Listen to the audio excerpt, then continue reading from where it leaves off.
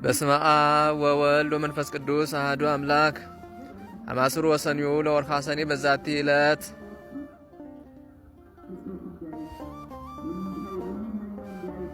ያብዕሉ ምእመናን ተስካረ በዓሉ ለመልአክ ክቡር ሚካኤል ሊቀ መላእክት። አንድ አምላክ በሚሆን በአብ በወልድ በመንፈስ ቅዱስ ስም ሰኔ 12 በዚህች ዕለት የከበረ የመላእክት አለቃ የመልአኩ የሚካኤል መታሰቢያ በዓልን ያከብራሉ። የሚያከብሩበትም ምክንያት እንዲህ ነው። እስክንድሪያ በምትባል ከተማ አክላውጥራ የተባለች ንግሥት የንጉሥ በጥሊሞስ ልጅ ዙሃል በሚባል ኮከብ ስም ያሰራችው ታላቅ ምኩራብ ነበረና በየዓመቱ ሰኔ በ12 ቀን በዚያም ምኩራብ ሕዝቡ ተሰብስቦ ታላቅ በዓል ያደርጉ ነበር። በዚያም ምኩራብ ውስጥ ዙሃል የሚሉት ታላቅ የነሐስ ጣዖት ነበረና በዓሉ በሚከበረበት ዕለት ብዙ ፍሪዳዎችን ያርዱለት ነበር። አባ እለእስክንድሮስም እስከተሾመበት ዘመን ድረስ ለዚያ ጣዖት እንዲህ ሲያደርጉ ኖሩ። ይኸውም 300 ዓመተ ምህረት ተፈጽሞ በአራተኛው ምዕት ውስጥ ነበር። አባ እለእስክንድሮስም በእስክንድሪያ ከተማ ሊቀ ጵጵስና በተሾመ ጊዜ ጻድቅ ቆስጠንጢኖስም በነገሰ ጊዜ የክርስትና ሃይማኖት ስለተስፋፋች ያን ጣዖት ሊሰብረው ወዶ ሳለ ጎስቋሎች ሰዎች ከለከሉት። እንዲህም አሉት፣ እኛ በዚህ ቦታ ይህን በዓል ማክበርን ለምደናል። እነሆ ካንተ በፊት 18 ሊቃነ ጳጳሳት አልፈዋል። ይህን ልማዳችንንም አልለወጡብንም አሉት። አባ እለእስክንድሮስ ግን ገሰጻቸው፣ አስተማራቸውም። ስህተታቸውንም በመግለጥ እንዲህ ብሎ አስተማራቸው። ይህ ጣዖት የማይጎዳና የማይጠቅም ነው። እርሱንም የሚያመልክ ሰይጣናትን ያመልካቸዋል። ምክሬንስ ብትሰሙ ቀድሞ እንደነበር አድርጌ ይህን በዓል እሰራላችኋለሁ። ይኸውም ጣዖቱን እንድንሰብረው ምኩራቡንም እንድንባርከውና በከበረ መልአክ በመላእክት አለቃ በቅዱስ ሚካኤል ስም ቤተ ክርስቲያን አድርገን እንድንሰይመው ነው። እኛም ይህን ትልቅ በዓል እንሰራለን። የሚታረዱትም ላሞችና በጎች ለድሆችና ለጦም አዳሪዎች ለችግረኞችም በከበረው መልአክ ስም ምግብ ይሁኑ። እርሱ እግዚአብሔር ዘንድ ባለሟልነት ያለው ስለሆነ ስለ እኛ ይማልዳልና። ይህንንም ብሎ በዚህ በጎ ምክር አስወደዳቸው። እነርሱም ታዘዙለት። ከዚህ በኋላ ያንን ምኩራብ አድሰው በዚህ የከበረ መልአክ የመላእክት አለቃ ቅዱስ ሚካኤል ስም ቤተ ክርስቲያን አደረጉት። በዚህች ዕለትም አከበሯት። እርሷም የታወቀች ናት። እስላሞችም እስከነገሱበት ዘመን ኑራ ከዚያ በኋላ አፈረሷት። ይህም በዓል ተሰራ፣ እስከ ዛሬም ድረስ ጸንቶ ይኖራል። ዳግመኛም በዚህች ዕለት እግዚአብሔር የመላእክት አለቃ ቅዱስ ሚካኤልን በነገዱ ውስጥ በመላእክት ሁሉ ላይ በብዙ ክብር ሾመው። ይህም የከበረ መልአክ ክብር ይግባውና በጌታችን ፊት ስለ ሰው ልጆችና ስለ ፍጥረትን ሁሉ ይለምናል ይማልድማል። የዚህ የከበረ መልአክ የመላእክት አለቃ ቅዱስ ሚካኤል ታምራቱ እጅግ ብዙ ናቸው። ከእነርሱም አንዱን እንዲህ እንናገራለን። እግዚአብሔርን የሚፈራ አንድ ሰው ነበረ። እርሱም የከበረ የሚካኤልን የበዓሉን መታሰቢያ በየወሩ በ12ኛው ቀን ይልቁንም በሰኔና በህዳር ወር አብልጦ ያከብር ነበር። በጎረቤትም ርኅራኄ የሌለው አንድ ባለጠጋ ሰው ነበር። ይህን እግዚአብሔርን የሚፈራውን ሰው የከበረ መልአክ የሚካኤልን በዓል በሚያደርግበት ጊዜ ይጠላውና ያቃልለው ነበር። ለድሆች ስለ መራራቱ ይዘባበትበት ነበር። የሕይወቱ ዘመንም ተፈጽሞ የሚሞትበትና ከዚህ ከኃላፊው ዓለም ድካም የሚያርፍበት ጊዜ ሲቀርብ የክብሩ መልአክ ሚካኤልን የበዓሉን መታሰቢያ ታደርግ ዘንድ ምጽዋት ሰጭም ትሆን ዘንድ ሚስቱን አዘዛት። ከዚህም በኋላ አረፈና ገንዘው ቀበሩት። ሚስቱም ጸንሳ ነበረች። የመውለጃዋ ጊዜም ደርሶ ምጥ ያዛት። በታላቅ ጭንቀት ውስጥም ሳለች እንዲህ ብላ ጸለየች። የእግዚአብሔር መልአክ ሆይ ራራልኝ፣ በእርሱ ዘንድ ባለሟልነት አለህና በእግዚአብሔር ዘንድ ስለ እኔ ለምንልኝ። ይህንንም ባለች ጊዜ በቤቷ ውስጥ ብርሃን በራ፣ ከችግርም ዳነች። መልኩ ውብ የሆነ ወንድ ልጅንም ወለደች። የእግዚአብሔር መልእክተኛ ቅዱስ ሚካኤል ከሰማይ ወርዶ ሕፃኑን እንዲህ ብሎ ባረከው። ርኅራኄ የሌለውን የዚህም ባለጸጋ ገንዘብና ጥሪቱንም ሁሉ ይህ ሕፃን እንዲወርስ እግዚአብሔር አዟል አለ። ባለጸጋውን በቤቱ በአልጋው ላይ ሳለ ጌታ ጆሮውን ከፍቶለት ይህን ነገር ከመልአኩ ሰማ። ይህንንም በሰማ ጊዜ ታላቅ ሐዘን ደረሰበት። ሕፃኑንም የሚገድልበትን ምክንያት ይፈልግ ጀመረ። ነገር ግን ክብር ይግባውና ጌታ ይጠብቀው ነበር። ከዚህ በኋላ ያ ባለጸጋ ምክንያት አዘጋጅቶ የሚያገለግለኝ ልጅ የሆነኝ ዘንድ ልጅሽን ስጭኝን እየመገብኩና እያለበስኩ አሳድገዋለሁ፣ ለአንቺም 20 ወቄት ወርቅ እሰጥሻለሁ አላት። ይህንን ነገር ከባለጸጋው በሰማ ጊዜ ስለ ችግሯ እጅግ ደስ አላት። ልጇንም ሰጠችው። እርሱም 20ውን ወቄት ወርቅ ሰጣት። ልጇንም ወሰደው። የሚሻው ተፈጸመልኝ ብሎ ደስም አለው። ከዚህ በኋላ በልጁ ቁመት ልክ ሳጥን አሰርቶ ሕፃኑን በሳጥኑ ውስጥ አስገብቶ ዘጋበት። እስከ ባህርም ተሸክመው ወስደው በባህር ላይ ጣሉት። ክብር ይግባውና በጌታችን ፈቃድ ያ ሳጥን ሳይሰጥም ከዚያች ሀገር የ20 ቀን መንገድ ያህል ርቃ ወደምትገኝ ወደ አንዲት ሀገር ወደ እስከ እስከሚደርስ በባህሩ ላይ ተንሳፈፈ። በባህሩም አካባቢ በጎችን አሰማርቶ የሚጠብቅ አንድ ሰው ነበረና ሳጥኑን በውሃ ላይ ተንሳፎ አየው። እርሱም ከባህሩ አውጥቶ ወደ ቤቱ ወሰደው።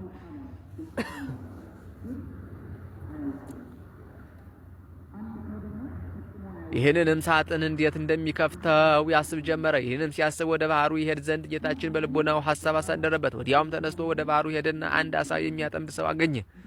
አሳ አጥማጁንም መረብህን በእኔ ስም ጣል፣ ለሚያዘውም አሳ ዋጋውን እሰጣለሁ አለው። አጥማጁም እንዳለው አደረገ። ያን ጊዜም ታላቅ አሳ ተያዘ። ዋጋውንም ሰጥቶ አሳውን ተቀበለ። አሳውንም ይዞ ወደ ቤቱ ሄደ። ለራትም ይጠብሰው ዘንድ አረደው። በሆዱም ውስጥ መክፈቻ አገኘ። በልቡም ይህ መክፈቻ ይህን ሳጥን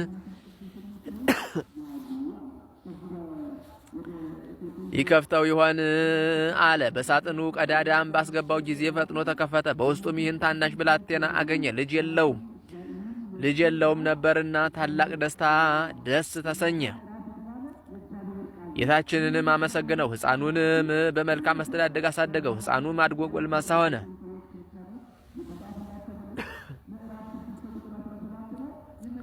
ከብዙ ዘመናትም በኋላ ያ ባለጸጋ ተነስቶ ወደዚህ ሀገር ሄደ። በመሸም ጊዜ ወደ በግ ጠባቂው ደጅ ደረሰ። በግ ጠባቂውም እስከ ነገ የማናድርበት ማደሪያ ባንተ ዘንድ እናገኛለንን? ኪራዩንም እሰጥሃለሁ አለው። በግ አርቢውም እንዳልክ ይሁንና እደር አለው። ባለጸጋውም በዚያ አደረ። ራት በሚያቀርብም ጊዜ ሕፃኑን ባሕራን ብሎ ጠራው። ባለጸጋውም ሰምቶ ልጅህ ነውን ብሎ ጠየቀው። በግ ጠባቂውም አዎን፣ ታናሽ ሕፃን ሆኖ ሳለ ከባሕር አግኝቼዋለሁና እግዚአብሔር የሰጠኝ ልጄ ነው አለው። ባለጸጋውም በምን ዘመን አገኘኸው አለው። እርሱም ከ20 ዓመት በፊት ብሎ መለሰለት።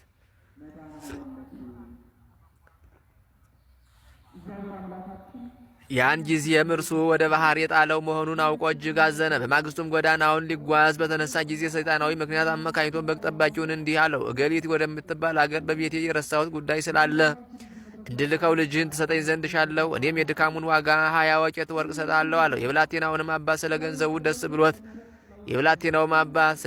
ደስ ብሎት ልጁን ባሕራንን ሰጠው። እንዲህም ብሎ አዘዘው፣ ልጄ ባሕራን፣ ይህ የከበረ ሰው ስለ ጉዳዩ ወደ ቤቱ ይልክ ዘንድ ነው ይዘንዳለውና ና ወደ ቤትህም በሰላም ትመለሳለህ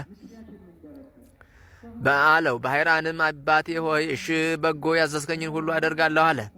ያን ጊዜም ባለጸጋ ወደ መጋቢው እንዲህ ብሎ ደብዳቤ ጻፈ። ይህችን ደብዳቤ በምታነባት ጊዜ ደብዳቤዋን ይዞ የመጣውን ገድለ በጉድጓድ ውስጥ ጣለው፣ ማንም አይወቅ። በመካከላቸውም የሚተዋወቁበትን ምልክት ጽፎ አሸጋት። ለባሕራንም ሰጠው፣ ለመንገዱም የሚሆነውን ስንቅ ሰጠው። ባሕራንም ተነስቶ ጉዞውን ጀመረ። ሲጓዝም ሰንብቶ የአንዲት ቀን ጉዞ ሲቀረው እነሆ የመላእክት አለቃ የከበረ መልአክ ሚካኤል በንጉሥ ጭፍራ አምሳል በነጭ ፈረስ ላይ ተቀምጦ አንተ ጎልማሳ የያዝከው ምንድን ነው አለው።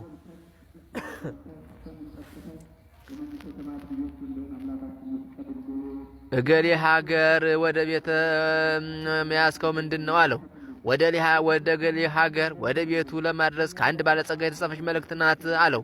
ያችን ደብዳቤ ያሳየኝ አለው። እርሱም ስለፈራ ሰጠው። በዚያም ጊዜ የከበረው መልአክ ሚካኤል ያችን የሞት መልእክት ደመሰሳት። በእርሷ ፈንታም በንፋት ለውጦ እንዲህ ብሎ ጻፈ። ይህችን ደብዳቤ ይዞ ለመጣ ባሕራን ለሚባል ሰው ይህች ደብዳቤ ደርሳ በምትነበብባት ጊዜ ልጄ ገሊትን አጋቡት። በውስጥና በውጭ ያለ ንብረቴንና ጥሪቴን፣ ወንዶችና ሴቶች ባሮችን፣ ጠቅላላ ንብረቴን ማውርሻዋለሁና የፈለገውን ሊያደርግ ስልጣን ሰጥቼዋለሁና እኔን አትጠብቁኝ። እኔ ብዙ ዘገያለሁ። የእኔ ሹም እገሌ ሆይ በእኔና በአንተ መካከል ይህች ምልክት እነኋት። ከዚህ በኋላ አሽጎ ለባሕራን ሰጠውና ወደ ባለጸጋው ቤት ሂደህ ይህችን ደብዳቤ ለሹሙ ስጠው። በጎዳናም እኔ እንደተገናኘው አትንገረው፣ እንዳይገድልህም ይህን የሞት ደብዳቤ ለውጬልሃለሁ አለው።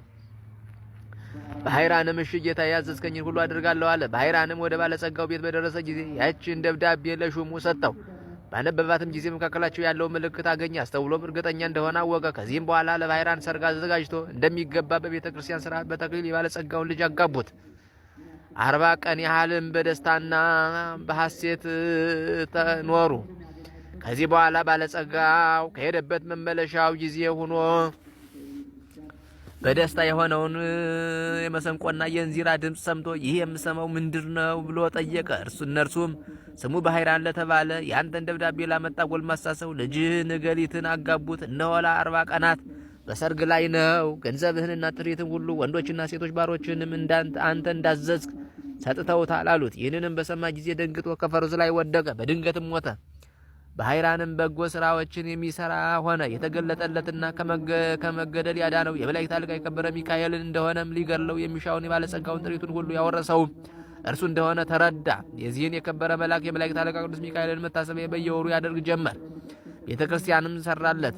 የቅዱስ ሚካኤልን ስዕሉን አስሎ በቤተ ክርስቲያኑ ውስጥ አደረገው። ከእርሱም ብዙዎች ድንቆች ታምራችሁ ተገለጡ። በኃይራንም ቅስና ተሾሙ። እስከ ዕለተ ሞቱ በዚያች ቤተ ክርስቲያን ውስጥ የሚያገለግል ሆኖ ኖረ። በዚህ በከበረ የመላእክት አለቃ ቅዱስ ሚካኤል አማላጅነት ከእናቱና ከአባቱ ከልጆቹም ጋር የዘላለም ሕይወትን ወረሰ። መድኃኒታችን በተነሳበትም ቀን ይህ ክቡር መልአክ ሚካኤል ከውስጠኛው መጋረጃ ውስጥ ገብቶ በክብር ባለቤት ፊት እንዲህ እያለ ይለምናል። እውነት ስለሆነ ቃል ኪዳን በምድር መታሰቢያን የሚያደርጉትን ትምርልኝ ዘንድ ፈጣሪ ሆይ እኔ አገልጋይህና መልእክተኛህ ከቸርነት እለምናለሁ። አንተ መሐሪና ይቅር ባይ ነህና። የክብር ባለቤት ጌታችንም እንዲህ ብሎ ይመልስለታል። የመንፈሳውያን የሰማያውያን መላእክት አለቃቸው ሚካኤል ሆይ መታሰቢያን የሚያደርገውን ሁሉ መሸከም እስከምትችል ከሲኦል 3 ጊዜ በክንፎች ተሸክመን እንድታወጣ እንሆ እኔ አዝዣለሁ። ይህንንም ቃል በሰማ ጊዜ እጅግ ደስ ብሎት የበዓሉን መታሰቢያ ከሚያደርጉት በክንፎቹ ተሸክሞ የእሳቱን ባህር አሳለፋቸው። እነርሱንም ከብቻው ጌታ በቀር የሚቆጥራቸው የለም። ስለዚህም የዚህን ታላቅ የከበረ መላእክት አለቃ ቅዱስ ሚካኤልም የበዓሉን መታሰቢያ ለማድረግ መታገል ይገባናል። እርሱ ከሰይጣን ወጥመድ ያድነን ዘንድ በዘመናችን ሁሉም ይጠብቀን ዘንድ ኃጢአታችንን ያስተሰርይ ዘንድ መከራችንን ያረቅ ዘንድ የምድራችንንም ፍሬ ይባረክ ዘንድ ፈቃዱንም ለመስራት ይረዳን ዘንድ ከእኛ ወገን የሞቱትን ዕረፍተ ነፍስ ይሰጥ ዘንድ ወደ መንገድ የሄዱ አባቶቻችንና ወንድሞቻችንም ወደ ቤታቸው በሰላምና በጤና ይመልሳቸው ዘንድ በመካከላችንም ፍቅር አንድነትን ያደርግልን ዘንድ እስከ መጨረሻዊቱ ሕቅታ ድረስ በቀናች ሃይማኖት ያጸናን ዘንድ በእግዚአብሔር ፊት ስለኛ ይለምናልና የክርስቶስ ወገኖች የሆኑ መኳንቶችንም ጠብቆ በወንበሮቻቸው ላይ ያጸናቸው ዘንድ የሳቱትንም ወደ ቀናች ሃይማኖት ይመልሳቸው ዘንድ ለእግዚአብሔር ምስጋና ይሁን። እኛንም በዚህ መልአክ አማላጅነት ይማረን ለዘላለሙ አሜን። ሰላም ለሚካኤል መሐሪ ውእቱ ወታዛዚ ለሰብ በዲበ ሰናይቱ ለቀርነ ዝንቱ መልአክ በድምፀ ንፋቱ በከመ ኮነ ቀዳሚ ውስተ ሰማያት እርገቱ ለእግዚአብሔር ይከጉድ ዳግመ ምጽአቱ። ዳግመኛም በዚህች ቀን እግዚአብሔርን የሚፈራ አስትራኒቆስ የሚስቱ የቅድስት አፎምያ የዕረፍቷ መታሰቢያ ነው። ይህም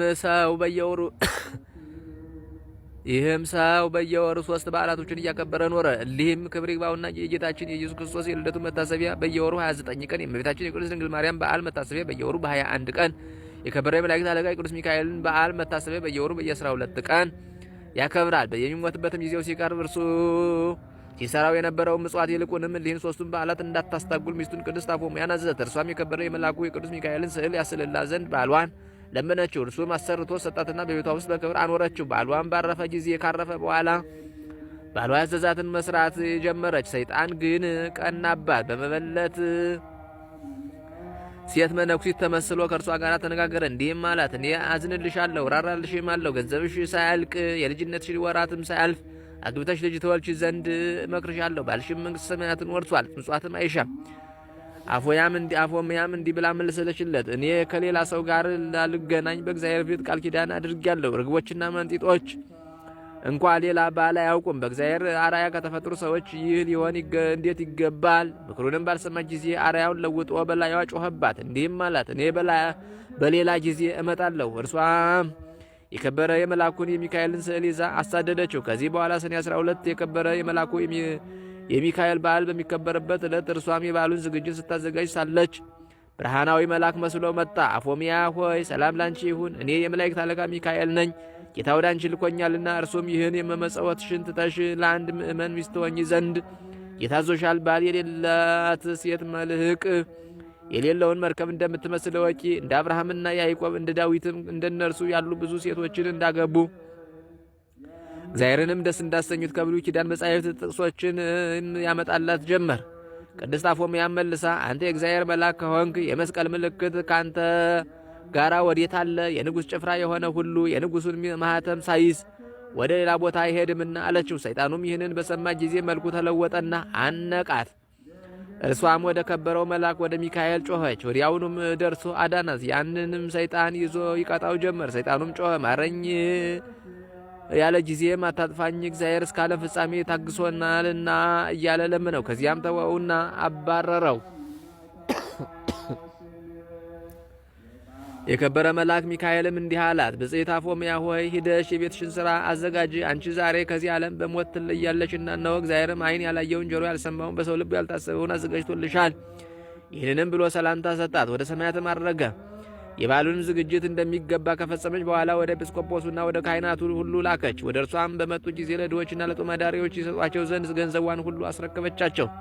ከዚህ በኋላ ተነስታ ጸለየች። የከበረ መልአኩ የቅዱስ ሚካኤልን በዓል የቅዱስ ሚካኤልንም ስዕል አንስታ ታቀፋ ሳመችው። ያን ጊዜም በሰላም አረፈች። ለእግዚአብሔር ምስጋና ይሁን፣ እኛንም በጸሎታ ይማረን። የዚህ የከበረ መልአክ የሚካኤል የረድኤቱ ኃይል ሁላችን የክርስቲያን ወገኖችን ይጠብቀን ለዘላለሙ አሜን። ሰላም ለአፎምያ ዘሞአቶ ለምስቴማ በቃለ ትምይንት ሶበ ተቃወማ በዛቲ ዕለት በከመ አደማ ስዕሎ ለሚካኤል እንዘ ታነብር በፍጽማ ውስተ ዘላለም ዕረፍት ፈለሰት እምዛማ። በዚህችም ዕለት ለአባቶች ሊቃነ ጳጳሳት ስድስተኛ የሆነ የእስክንድሪያው ሊቀ ጳጳሳት አባ ዮስጦስ አረፈ። ይህም የከበረ አባት ከእስክንድሪያ ሀገር ሰዎችም የተማረ አዋቂ ሰው ነበረ። እርሱንም ከእናትና አባቱ ከሌሎች ብዙዎች ሰዎች ጋር የክርስትና ጥምቀትን ወንጌላዊ ማርቆስ አጠመቀው። ከዚህ በኋላ አናጉንስጢስነት ሾመው። ከአናጉንስጢስነትም በኋላ ዲቁና ሾመው። በቅዱስ አናኔዎስ ዘንድ እያገለገለው የቤተ ክርስቲያን መጻሕፍትን በመማር አደገ። ሕዝቡንም ሁልጊዜ መክራቸውና ይገሥጻቸው ያስተምራቸውን በቀናች ሃይማኖትም ያጸናቸው ነበር። አባ አብርምዮስም ባረፈ ጊዜ ያለ ፈቃዱ ወሰደው። በእስክንድርያ ከተማ ሊቀ ጵጵስና ሾሙት። በግብፅ ሀገር ያለች ቤተ ክርስቲያንንም በመልካም አጠባበቅ እንደሚገባ ጠበቃት። በወንጌላዊ ማርቆስ ወንበርም 12 ዓመት ከኖረ በኋላ በሰላም አረፈ። ለእግዚአብሔር ምስጋና ይሁን፣ እኛንም በጸሎቱ ይማረን፣ በረከቱም ከእኛ ጋር ትኑር ለዘላለሙ አሜን። ሰላም ለዮስጦስ ማርቆስ ዛጥመቆ ምስለ አቡሁ ወእሙ ባስተላጽቆ ረሲኦ በንጽ ወበቅድስና ለሄቆ በዛቲ ዕለት ዘአልቦ ናፍቆ በድሮ ፈጸመ ወሰለጠ ጻሕቆ። በዚህችም ዕለት ለአባቶች ሊቃነ ጳጳሳት 67ኛ የሆነው የእስክንድርያ ሊቀ ጳጳሳት አባ ቄርሎስ አረፈ። ከእርሱ አስቀድሞ የነበረ አባ ገብረ ክርስቶስ ባረፈ ጊዜ ኤጲስቆጶሳትና የሕዝቡ አለቆች ተስማምተው ወደ እስቄጥስ ወደ አባ መቃርስ ገዳም ወጡ። ለዚህች ለከበረች ሹመትም የሚገባውን እየመረመሩ 2 ወር ያህል ኖሩ። በአባ ዮሐንስ አስጭር ገዳምም የትንቢት መንፈስ ያደረበት ስሙ ገብረ ክርስቶስ የሚባል አንድ ሰው ነበር። ለእርሱም የእግዚአብሔር መልአክ ተገልጦለት እንዲህ አለው፣ ለኤጲስቆጶሳቱ ለዚህች ለከበረች ሹመት የሚገባ ስሙ ጋርጌ የሚባል በመካከላቸው አለና ተዘኑ በላቸው አለው። ያን ጊዜም ቅዱስ ገብረ ኢየሱስ ይህን ነገር በነገራቸው ጊዜ ከዚህ በኋላ ይህን አባት ይዘው ያለ ፈቃዱ በወንጌላዊ ማርቆስ ወንበር ላይ ሊቀ ጵጵስና ሾሙት። እርሱም እጅግ አዋቂ ነበርና በሹመቱ ዘመን ቤተ ክርስቲያን ደስ ተሰኘች። ኤጲስቆጶሳትን፣ ቀሳውስትና ዲያቆናትንም ሾመ። ብዙዎች ቤተ ክርስቲያናትንም አደሰ። ከዚህ በኋላ ለኢትዮጵያ ሀገር አንድ ጳጳስ ሾመ። በእውቀቱና በደግነቱ እጅግ ደስ ተሰኙበት። ብዙዎችን ከክፉ ስራ ወደ በጎ ስራ መልሷቸዋልና እግዚአብሔርንም የሚፈሩ ሆነዋልና በበጎ ስራም ጸንተዋልና ለንጉሱ እንዲሁም ለመኳንንቶቹ ብዙ ሚስቶች ነበሯቸውና እርሱ ስላስተማራቸው ስለገጻቸው ሚስቶቻቸውንና አሰናብተው እንደ ሕጉ በእያንዳንዲት ሴት ጸኑ። የከበረ አባ ቄርሎስም 11 ዓመት ከ3 ወር ተኩል ሲፈጸም ለስጋውና ደሙን ተቀብሎ በሰላም አረፈ። ስጋውንም ወደ አስቄጥስ ገዳም ወደ አባ መቃርስ ደብር ተሸክመው ወስደው ከከበሩ ሊቃነ ጳጳሳት ጋር አኖሩት። ለእግዚአብሔር ምስጋና ይሁን፣ እኛንም በዚህ አባት ጸሎት ይማረን፣ በረከቱ ከእኛ ጋር ትኑር ለዘላለሙ አሜን። ሰላም እብል ለቄርሎስ ሊቅ ጵጵስናሁ ዘኮነ በትንቢተ ብእሲ ጻድቅ ዘዝም አይምር እምስብሐተ ዓለም ርሁቅ በውይዘ ቃሉ ለምለሙ አይጾቅ ወበትምህርቱ ነበሩ ወልህቁ ደቂቅ። ዳግመኛም በዚህች ዕለት የተባረከና የተመሰገነ በሰማያት ያለ ምስጢርን ያየ የኢትዮጵያ ንጉሥ ላሊበላ የዕረፍቱ መታሰቢያ ሆነ። ይህንንም ቅዱስ ወላጆቹ በወለዱት ጊዜ እግዚአብሔርን በመፍራትና በበጎ ስራ ሁሉ አሳደጉት። አድጎ አካለ መጠን ባደረሰ ጊዜ ታላቅ ወንድሙ ንጉሥ ቀናበት። መልእክተኞችንም ልኮ ወደ እርሱ አስመጣው። ምክንያትም ሽቶ ከ3 ሰዓት እስከ 7 ሰዓት እንዲገርፉት አዘዘ። ከዚህ በኋላ በፊቱ እንዲያቆሙት አዘዘ። ባቆሙትም ጊዜ የደረሰበት ጉዳት እንደሌለ አይተው ንጉሱና መኳንንቶቹ ሁሉ አደነቁ። የእግዚአብሔር መልአክ ከግርፋት ሰውሮታልና። ከዚህ በኋላ ወንድሙ ንጉሥ በአንተ ላይ ስላደረግኩት ክፉ ስራ ወንድሜ ሆይ ይቅር በለኝ ብሎ ለመነውና እርስ በርሳቸው ታረቁ። ከዚህ በኋላ እግዚአብሔር መንግስትን አወረሰው። መንግስትንም በያዘ ጊዜ እግዚአብሔርን በሚያገለግልበት ስራ በረታ። ሁልጊዜም ለድሆች፣ ለምስኪኖች፣ ለችግረኞችም ይመጸውት ነበር። ክብር ይግባውና ጌታችንም የፍቅሩን ጽናት ባየ ጊዜ የእግዚአብሔር መልአክ ተገለጠለት፣ ወደ እርሱም ወደ ሰማያት አወጣው። 10ሩን አብያተ ክርስቲያናትም እንዴት እንደሚሰራቸው አሳየው። እርሱም ስራቸው የራሳቸው የሆነ ልዩ ነው። ተመልሶ መንፈስ ቅዱስ እንዳራቀቀው በአስደናቂ ጥበብ አነጻቸው። እሊህም አብያተ ክርስቲያናት አነጸው በፈጸመ ጊዜ መንግስቱን ለወንድሙ ልጅ አወረሰ። ከዚህ በኋላ ክብር ይግባውና ጌታችን ኢየሱስ ክርስቶስ በብርሃን ሰረገላ ተቀምጦ የሚያስፈራ መብረቅን የተጎናጸፉ አእላፋት ሰራዊቶቹን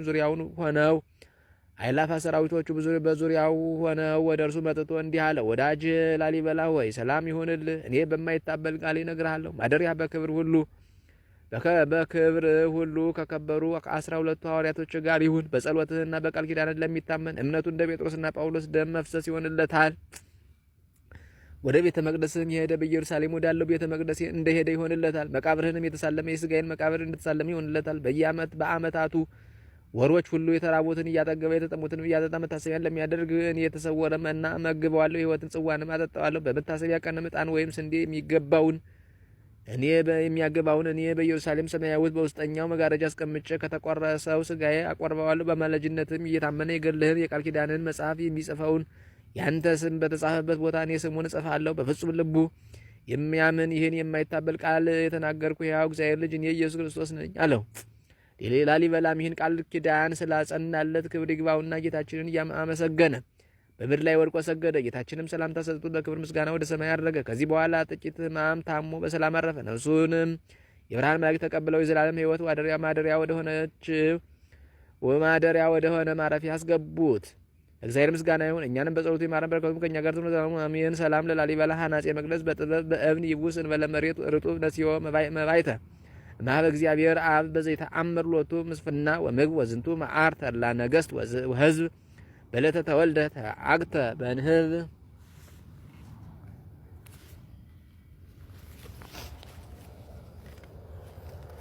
በስመ አብ ወወልድ ወመንፈስ ቅዱስ አሐዱ አምላክ። አማስሩ ወሰሉሱ ለወርኃ ሰኔ በዛቲ ዕለት